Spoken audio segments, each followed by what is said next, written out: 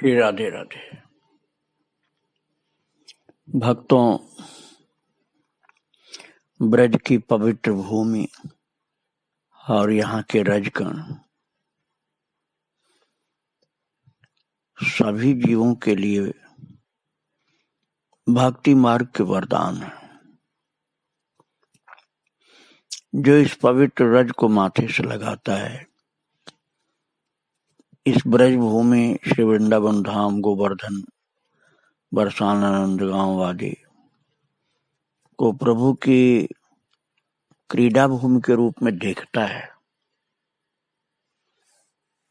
तो यहाँ से प्रभावित हुए बिना नहीं रह सकता है। और यदि संतों का संग मिल जाए या उनके चरित्र की प्राप्ति हो जाए, संतों का चरित्र अर्थात भक्तों का चरित्र सुनने को मिले, तो निश्चित ही एक अच्छा साधक बनने में देरी नहीं होती है। और इसी पथ में आगे चल करके भगवत प्राप्ति, भगवान के महान भक्तों की प्राप्ति, भागवत भक्ति की प्राप्ति सब हो जाती है। आज मैं आपको दो महान भक्त और संत लोगों की चर्चावली सुनाने जा रहा हूं, जिनका नाम है भक्त अवध बिहारी लाल कपूर और संत श्री प्रेमानंद जी महाराज। भक्तों, सन 1981 की बात है। प्रभु की कृपा से मेरी वैराग्य दीक्षा हुई थी सन 1979 में, और उसके बाद मैं 1 महीना चित्रकूट में रह करके फिर भ्रमण करने के लिए चल पड़ा, गुरुदेव से विदा लेकर के, उनका आशीर्वाद लेकर के। और लगभग 10 महीने में देवराहा बाबा के द्वारा दीप प्रज्वलित किया गया था, अखंड श्री राम ज्योति, उसमें रहा, जिसको पुरुषोत्तमाचार्य, जगत गुरु पुरुषोत्तमाचार्य जी चलाते थे। और इसके बाद मैं ब्रजभूमि में सन 81 में विचरण कर रहा था, पैदल भ्रमण करता था। तो उस समय मेरी उम्र होगी लगभग 27 साल, 27-28 वर्ष। तो पैदल चलने में कोई परेशानी नहीं, खूब आनंद आता था। तो उन दिनों श्री कृष्ण जन्मस्थान जो मथुरा में एक प्रसिद्ध मंदिर है, वहां पर आजकल की तरह से पुलिस आदि की व्यवस्था नहीं रहती थी। जनता को खुली छूट थी, सब सामान लिए हुए जाते थे लोग। जो भगवान के जन्मभूमि का मंदिर, वो भागवत भवन, ये सब दर्शन करते, और वहाँ लीलाएं चलती थी, प्रवचन होते थे, लोग आराम करते थे, खूब दुकानें होती थी। तो वहीं भागवत भवन के एक अंश में बुक स्टॉल, बहुत अच्छा बुक स्टॉल था, बहुत पुस्तकें मिलती थी। तो मैं घूमते घूमते वहां पहुंच जाता था पुस्तकों को देखने के लिए। तो मुझे दिखलाई पड़ी एक पुस्तक, पतली सी, ब्रज के भक्त भाग 1। तो मैंने लेकर के पढ़ा और मुझे बहुत अच्छी लगी। उसमें ब्रज के संतों भक्तों का चरित्र था। फिर कुछ दिन बाद में गया, जब 1-2 महीने बाद, 3 महीने बाद, तो ब्रज के भक्त भाग 2 मिला मुझको, और फिर भाग 3 भी कुछ दिन बाद मिला। तो मेरे मन में जिज्ञासा हुई कि जिन्होंने लिखा है इसको, अवध बिहारी लाल कपूर उनका नाम था, मैं उनसे मिलूं तो कुछ नए संतों के विषय में भी ज्ञान मिले। जैसे आजकल मुझसे यूट्यूब के जो प्रेमी हैं श्रोता, वो कमेंट में पूछते हैं, वैसे ही मैं अवध बिहारी लाल कपूर से वर्तमान संतों के विषय में जानने की इच्छा से पता करना शुरू किया कि इस पुस्तक को जो लिखे हैं अवध बिहारी लाल कपूर, ये क्या यहीं रहते हैं कृष्ण जन्म स्थान पर ही? तो उसने कहा, जो पुस्तक बेचने वाला था, कि आप थोड़ा बैठिए, अभी आएंगे बाबूजी, वो बताएंगे। तो कुछ देर बाद आए वो, तो उन्होंने कहा कि नहीं, वो यहाँ नहीं रहते हैं। तो मैंने कहा, कहाँ मिलेंगे वो? बोले, वो वृंदावन में मिलेंगे आपको। मैंने उनसे पता पूछा, बोले पता तो बिल्कुल सही नहीं बता पाएंगे हम, लेकिन वो राधा रमन घेरा में रहते हैं, वहां आप जाइए तो मालूम हो जाएगा। तब मैं श्री वृंदावन धाम में राधा रमन मंदिर के निकट में राधा रमन घेरा पहुंच गया, और कुछ लोगों से पूछने पर मालूम हो गया डॉक्टर अवध बिहारी लाल कपूर। तो लोगों ने बतला दिया कि वहां उनका अंदर कमरा है, आप चले जाइए। तो मैं गया तो हल्का सा मामूली सा ही कमरा था, कोई बड़ी साज सज्जा वाला नहीं था। और उसमें वो रिटायर्ड थे, बुजुर्ग पर्सन थे, बैठे हुए थे। मैंने उनको राधे राधे किया, मुझे बहुत प्रेम से बैठाया। तो मैंने उनसे पूछा कि आप जिन संतों का चरित्र लिख रहे हैं, मैंने आपकी 1-2 खंड की पुस्तकें पढ़ी ब्रज के भक्त की, तो मुझे तो अच्छा लगा। तो कोई ऐसे संत और भी हैं इस समय जो मैं दर्शन करूं, उनका सत्संग करूं? तो उन्होंने मेरी जिज्ञासा देख करके बतलाया कि हाँ, हैं एक ऐसे संत, उनका नाम है संत प्रेमानंद जी। तो मैंने पूछा उनका आश्रम? बोले उनका कोई आश्रम नहीं है, न उनका कोई शिष्य है, वो एक रास लीला वाले के मकान में रहते हैं। तो वो स्वयं अवध बिहारी लाल कपूर जी ने मुझको बतलाया था प्रेमानंद जी का ठिकाना। उन्होंने कहा कि जो हरमिलापी भवन है, उसके दरवाजे के पास नथीराम शर्मा की राजधारी का निवास है, उनके मकान में रहते हैं प्रेमानंद जी महाराज। तो मैंने उनका दर्शन किया था कपूर साहब के माध्यम से। तो आज मैं दोनों लोगों के विषय में कुछ चर्चा करने जा रहा हूं, एक तो अवध बिहारी लाल कपूर और दूसरे ये संत प्रेमानंद जी। तो प्रेमानंद जी अवध बिहारी लाल कपूर के द्वारा मुझे मिले थे, और कपूर मिले थे हमको ब्रज के भक्त पुस्तक के माध्यम से। महाराज, ये कपूर के विषय में उनकी पुस्तक में लिखा हुआ है कि उनका जन्म 1908 में हुआ था, और वे इलाहाबाद विश्वविद्यालय से दर्शन शास्त्र में एमए किए थे सन 1931 में।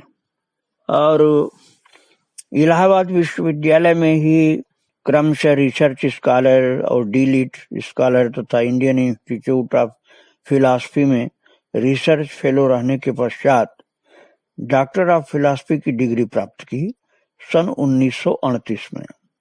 उनके पुस्तक में जो लिखा हुआ है मैं वही आपको बता रहा हूँ। कुछ समय बीआर कॉलेज आगरा में स्नातकोत्तर दर्शन विभाग के अध्यक्ष रहने के पश्चात चुने गए यूपीईएस क्लास में, और कार्यरत रहे उस स्नातकोत्तर दर्शन विभाग के अध्यक्ष और प्रधानाचार्य के रूप में राजकीय कॉलेज ज्ञानपुर वाराणसी में, तथा प्रधानाचार्य के रूप में ही राजकीय कॉलेज रामपुर में, और राजकीय सेवा से निवृत्त हुए सन 1967 में।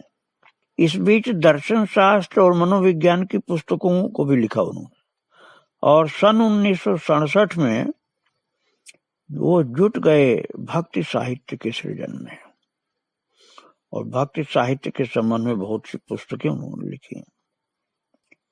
उनका जीवन भक्तिमय था, और मैंने तो उनका कई बार दर्शन किया था। बाद में वो राधा रमन घेरा से फिर आ गए थे अपने गुरु स्थान में। उनके गुरुदेव का आश्रम इस्कॉन मंदिर के पास में है, अब भी ये बहुत सुंदर छायादार वृक्षों से सुशोभित है। गौरांग दास बाबा का आश्रम, वो उनके गुरुदेव थे गौरांग दास बाबा। तो उन्हीं के आश्रम में रहने लगे वो आखिर में, और सन 2001 9 अप्रैल तक शरीर से विराजमान थे वो। और भक्तों, लगभग इन्हीं के टाइम तक वो प्रेमानंद बाबा भी रहे, जिनके विषय में मैं आपको बताऊंगा। तो इन लोगों को गए हुए लगभग 20 वर्ष के आसपास हुए हैं। 20 वर्ष पहले ये दोनों ही महान पुरुष थे। तो ये पहले मैं अवध बिहारी लाल कपूर के विषय में आपको बतला रहा हूं कि ये पहले इलाहाबाद विश्वविद्यालय के दर्शन विभाग में आर.डी. रानाडे के पर्यवेक्षण में किसी दार्शनिक विषय पर खोज में संलग्न थे। भक्तों की बात है सन 1931 की। तो उस समय एक युवक के रूप में थे और इन्होंने भारतीय दर्शन जो होते हैं, पाश्चात्य दर्शन जो हैं, उन सब का अध्ययन किया और शंकराचार्य के अद्वैत सिद्धांत का भी अध्ययन किया। और उस समय अवध बिहारी लाल कपूर की धारणा बन गई थी कि शंकराचार्य मत ही सर्वश्रेष्ठ है। तो उन्होंने सत्य के वास्तविक स्वरूप का यथावत निरूपण किया, ऐसा समझते थे वो। और सत्य अद्वैत ज्ञान स्वरूप निराकार निर्गुण ब्रह्म के सिवा और कुछ नहीं है। ब्रह्म के अतिरिक्त और जो भी है, ईश्वर, जीव, जगत सब ब्रह्म है। इस शंकराचार्य मत की बात है और यही अवध बिहारी लाल कपूर जी मानते थे और पक्का विश्वास से मानते थे। अध्ययन इसी का किया था और इसको सर्वश्रेष्ठ समझा था। और भी दर्शन पढ़ा था लेकिन श्रेष्ठ इसी को माना था इन्होंने। और राम, कृष्ण, नृसिंह आदि सब मिथ्या है। अब भाई मैं अपनी ओर से नहीं बोल रहा हूं, अद्वैत सिद्धांत के अनुसार ब्रह्म के अतिरिक्त जो भी है, ईश्वर, जीव, जगत सब ब्रह्म है।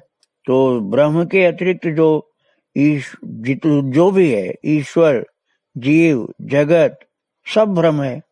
तो सब ब्रह्म में राम, कृष्ण, नृसिंह भी तो आ गए, वो भी सब ब्रह्म हो गए। और जीव ने अज्ञानवश अपने को जीव मान रखा, वो ब्रह्म है। अपने ब्रह्म स्वरूप की उपलब्धि करना ही उसका कर्तव्य है। अब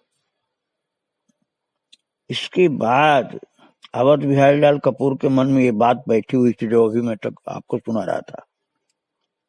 पर इसके बाद देखो ठाकुर जी क्या लीला करते हैं। वहीं इलाहाबाद में उनकी भेंट हुई गिरी महाराज नाम के एक वैष्णव सन्यासी से। और वो गिरी महाराज ने अवध बिहारी लाल कपूर को समझाने की कोशिश की, बहुत चेष्टा की कि अद्वैतवाद जो है भगवान के विग्रह को भ्रम या मिथ्या मानता है, वो स्वयं एक बड़ा भ्रम है। वो महाराज जी का ये कहना था, गिरी महाराज का, कि कपूर जो तुम अद्वैतवाद में जो तुम ये बताते हो कि सब भ्रम है, सब मिथ्या है, तो ये सिद्धांत भी एक भ्रम ही है। उनका ये कहना था। ये मैं अपनी ओर से नहीं बोल रहा हूं भक्तों, उन महापुरुषों की ओर से बोल रहा हूं जो उन्होंने बताया। और गिरी महाराज ने कहा, जो वैष्णव सन्यासी मिले थे कपूर साहब को, उन्होंने कहा कि उस भ्रम से मुक्ति पाए बिना साधक का परमार्थ पथ पर अग्रसर होना संभव नहीं है। पर अद्वैतवाद में भाली प्रकार रचे पचे कपूर साहब ऐसे ऐसे तर्क दिए कि गिरी महाराज कुछ लड़खड़ा गए थे। देखो भक्तों, तर्क जो होता है बुद्धि का विषय होता है। जिसने अपनी बुद्धि से तर्क ज्यादा बढ़िया कर लिया वही जीत जाता है। और कितने तो भक्त होते हैं जो इतने सीधे साधे सरल और भगवान के बड़े प्यारे भक्त होते हैं। अब वो तर्क करेंगे ही नहीं, वो शास्त्रार्थ करेंगे नहीं, वो तो हाथ जोड़ लेंगे। तो इसका मतलब नहीं हुआ कि वो हार गए तो वो कुछ नहीं जानते। अरे वो तो सब जानते हैं, लेकिन वो किसी से विवाद नहीं करना चाहते। नारद जी ने भक्ति सूत्र में कहा है, वादो नावलंब्य, वाद विवाद के आश्रय में भक्ति साधना वाले को नहीं जाना चाहिए। तो महाराज जो कपूर साहब उस समय युवक थे, उनका जो तर्क था वो मजबूत था।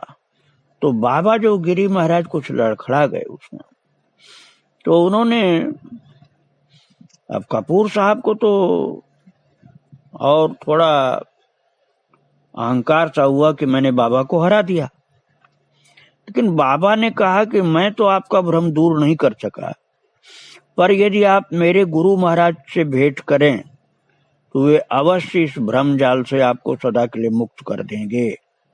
वे एक उच्च कोटि के विद्वान और सिद्ध पुरुष हैं, कलकत्ता रहते हैं, पर अगले महीने एक मठ की स्थापना के उद्देश्य से उनका इलाहाबाद आना निश्चित है। महाराज अब वो इस विषय की जिज्ञासा इतनी तीव्र थी अवध बिहारी लाल कपूर जी की कि अब वो उन संत से मिलने के लिए लालायित हो उठे, व्यग्र उठे कि कब आवे, कब मैं मिलूं और कब मेरे भ्रम को दूर करने वाली बात सामने आवे। शास्त्रार्थ के लिए तैयार। अब क्योंकि उन्होंने एक संत को शास्त्रार्थ में परास्त कर दिया था, तो उनको लग रहा था कि अब इसी तरह से वो सबको परास्त करेंगे, इसलिए वो प्रतीक्षा कर रहे थे। और महाराज वो अवसर आ गया। उनके गिरी महाराज के जो गुरुदेव थे, उन्हीं की चौताली मैंने कल सुनाई थी आपको, जिनका नाम था श्री भक्ति सिद्धांत सरस्वती। इस्कॉन वाले बाबा के जो गुरुदेव थे, प्रभुपाद के गुरुदेव भक्ति सिद्धांत सरस्वती, वो थे गिरी महाराज के गुरुदेव। और वो जब आए इलाहाबाद में, तो वो इलाहाबाद के न्यू बैराना कॉलोनी में देव बाबू के मकान के एक कमरे में रुके हुए थे। और अवध बिहारी लाल कपूर वहीं पर, जिस कमरे में महाराज जी थे भक्ति सिद्धांत सरस्वती इलाहाबाद में, बस उनके निकट में जाकर उनके दरवाजे पर दृष्टि जमाए हुए थे कि जब दरवाजा खुले तो मैं दर्शन करूं और फिर चर्चा भी प्रारंभ करूं। तो दरवाजा खुलते ही देखा कि सामने एक गौर वर्ण के दीर्घकाय आजान लंबित भुजयुक्त महातेजस्वी महापुरुष, और उनके माथे पर सुंदर ऊर्ध्वपुंड तिलक वैष्णव वाला लगा हुआ, गले में तुलसी की कंठी, हाथ में नाम जप की माला और होठ हिल रहे हैं। और महाराज बड़ी दया की, कृपा की दृष्टि से वे अवध बिहारी लाल कपूर की ओर देख रहे थे, जैसे उन पर कृपा करने को आतुर हैं। तो महाराज कपूर ने उनको देखते ही उनको दंडवत प्रणाम किया, भक्ति सिद्धांत जी को दंडवत प्रणाम किया। और महापुरुष ने कहा दासो उसने, और मतलब मैं भगवान का दास हूं, और सामने चौकी पर बैठ गए। न तो उन्होंने सोहम कहा, न हम ब्रह्मास्मि कहा, दासोस्मि ये कहा, मैं भगवान का दास हूं। और कपूर साहब तो वाक युद्ध करने के लिए तैयार ही होकर आए थे, क्योंकि शंकराचार्य के वेदांत के पक्के विद्वान अपने को समझते थे, और उनको सगुण ब्रह्म और जीव जगत के बीच का भेदाभेद के संबंध में बहुत से दार्शनिक प्रश्न करने थे। पर महाराज उनके प्रश्न किए बिना ही भक्ति सिद्धांत ने, महाराज ने उत्तर देना प्रारंभ कर दिया। कपूर साहब को कुछ पूछना ही नहीं पड़ा और वो उत्तर मिलना शुरू हो गया। भक्ति सिद्धांत जी बोलने लगे, और उनकी वाणी में ओज था, स्वर गंभीर था, और बोलते गए। और बोलते बोलते श्री कृष्ण के रूप, गुण, लीला और धाम आदि का प्रसंग आया, तो प्रेमाविष्ट हो गए और आविष्ट होकर ब्रज लीला माधुरी की छवि इस प्रकार वर्णन करने लगे कि कपूर को लगा कि महापुरुष का भाव उसमें जो है वो कुछ उनके ऊपर उसका असर आ रहा। और भाव नेत्रों से ब्रज की माधुरी का दर्शन कर रहे हैं, और फिर उनकी प्रज्ञा जैसे शांत हो गई और दर्शन की ऊहापोह समाप्त हो गई, उनको ऐसा लग रहा था। और वो जो देख रहे हैं वो यथार्थ है, मिथ्या नहीं है।